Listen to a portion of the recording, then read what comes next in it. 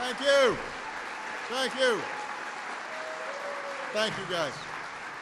Thank you so much. Everybody, please have a seat. Well, good morning, everybody. Jacob, thank you for that introduction. More importantly, thank you for your extraordinary service to our country.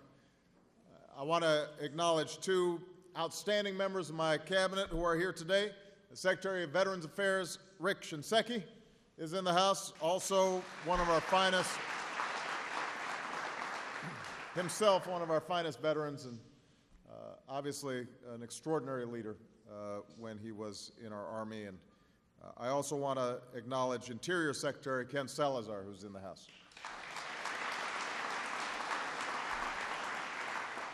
And we're joined by another president. The International Association of Firefighters President Harold Schaitberger is here.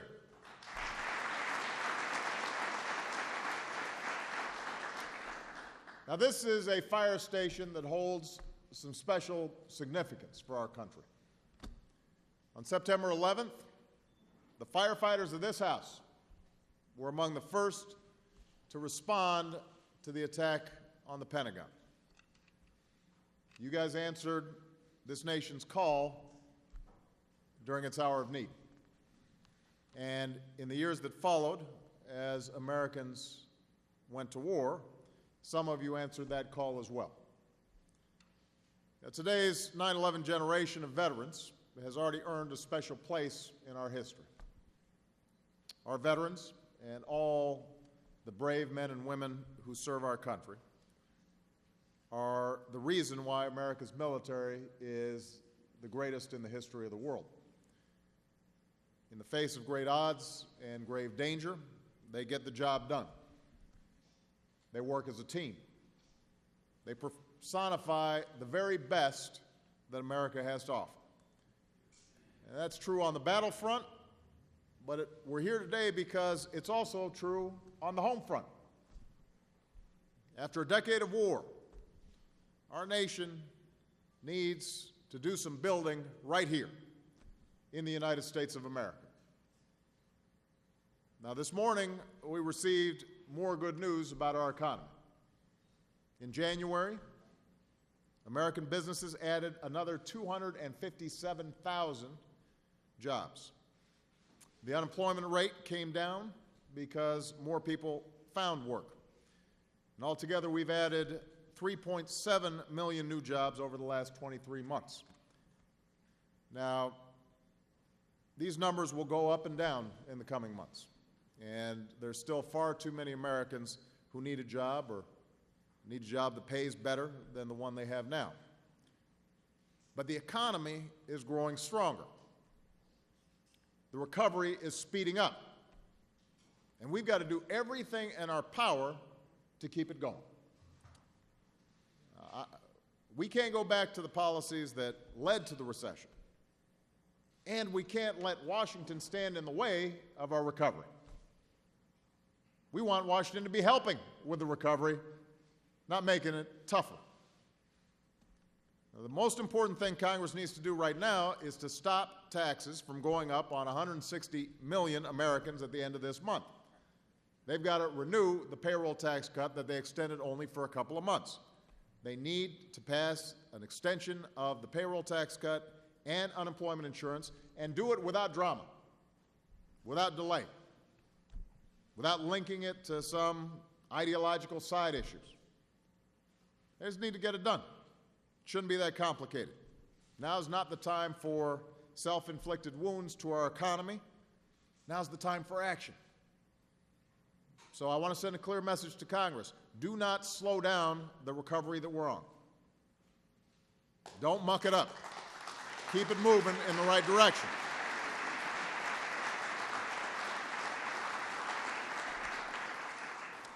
Beyond preventing a tax hike, we need to do a lot more to create an economy that's built to last. To restore American manufacturing, we need to stop giving tax breaks to companies that ship jobs overseas. Give those tax breaks to companies that are investing in plants and equipment and hiring workers right here in the United States of America. That makes a lot of sense. To reduce our dependency on foreign oil, we need to stop subsidizing oil companies that are already making record profits and double down on clean energy that creates jobs and creates opportunities and new industries, but also improves our security because we're not as dependent on foreign oil.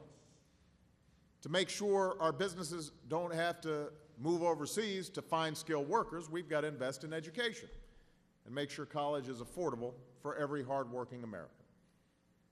And this is the reason we're here today. We need to make sure that as our troops return from battle, they can find a job when they get home. That's what I want to talk about today.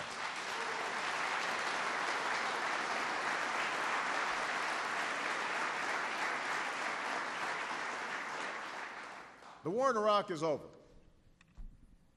The war in Afghanistan is moving to a new phase. We're transitioning to Afghan lead. Over the past decade, nearly 3 million service members have transitioned back to civilian life, and more are joining them every day. And when these men and women come home, they bring unparalleled skills and experience. Folks like Jacob, they've saved lives in some of the toughest conditions imaginable. They've managed convoys and moved tons of equipment over dangerous terrain. They've tracked millions of dollars of military assets. They've handled pieces of equipment that are worth tens of millions of dollars.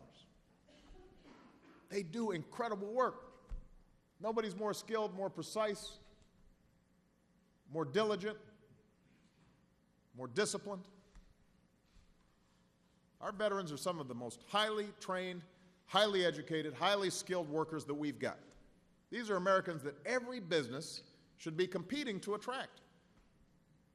These are the Americans we want to keep serving here at home as we rebuild this country. So we're going to do everything we can to make sure that when our troops come home, they come home to new jobs and new opportunities and new ways to serve their country. Now, this has been a top priority of mine since I came into office.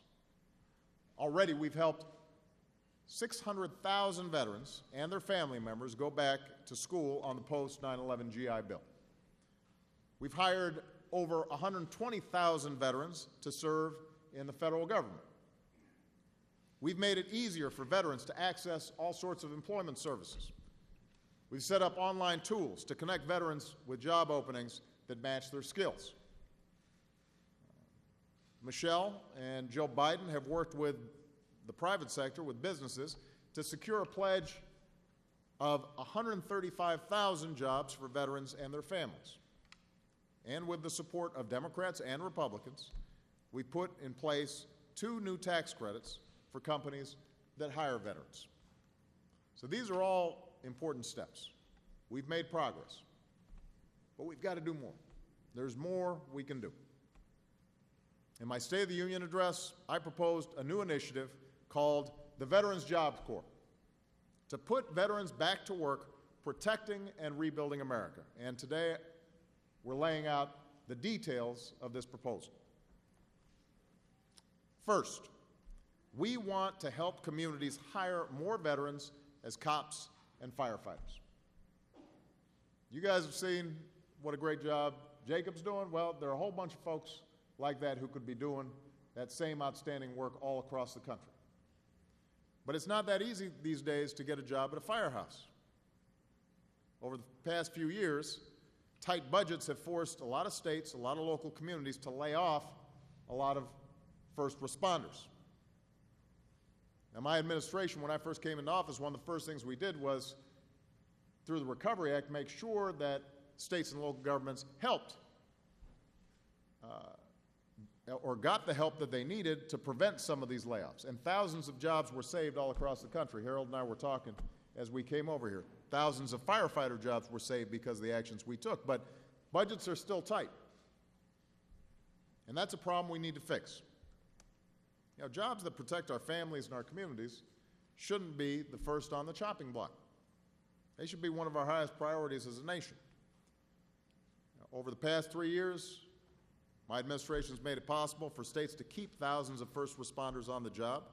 But today, we're announcing that communities who make it a priority to recruit veterans will be among the first in line when it comes to getting help from the federal government. And I know that's one of the things, Chief, that you've been doing here in Arlington. So we want to prioritize veterans, and we want to help states and local communities hire veterans to firehouses and police stations all across the country. The second thing we want to do is to connect up to 20,000 veterans with jobs that involve rebuilding local communities or national parks. And that's why Salazar is here as the Interior Secretary. He needs some help. And our veterans are highly qualified to help him. They've already risked their lives defending America. They should have the opportunity to rebuild America. We've got roads and bridges in and around our national parks in need of repair. Let's fix them. Of course, Congress needs to fund these projects. Congress should take the money that we're no longer spending on war, use half of it to pay down our debt, and use the rest to do some nation building here at home, to improve the quality of life right here in the United States of America, and put our veterans to work.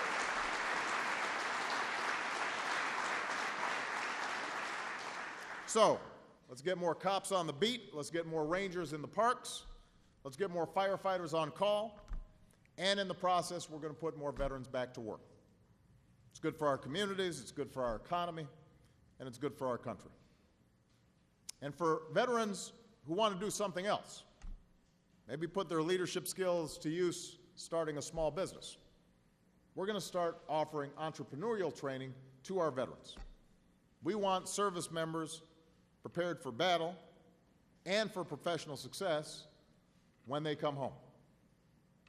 So we should do all that we can to support our troops and our veterans in helping them start a business, in helping them get a foothold in a fire station like this one and start moving up the ranks, doing outstanding work the way Jacob's been doing. But we also need to follow their lead. We want to help them, but we should also learn from them. You know, we should remember from our veterans that no matter what the circumstances, those men and women in uniform, a lot like the firefighters in this fire station, work together, act as a team, finish the job. That's what we've got to do when it comes to our nation's recovery. You know, these are challenging times for America, but we've faced challenging times before. On the grounds here, you've got a stone from the Pentagon and a beam from the World Trade Center. And that reminds us of our resolve as a people. They remind us that when we come together as one people and as one community, one nation, then we prevail. That's who we are. This is a nation that exists because generations of Americans worked together to build it. This is a nation where out of many, we come together as one. Those are the values that every veteran understands. Those are values that this fire station understands. We've got to make sure that we return to those values. And if we do, then I guarantee you, we'll remind everybody around the world just why it is the United States is the greatest country on earth. Thank you very much, everybody. God bless you. God bless America.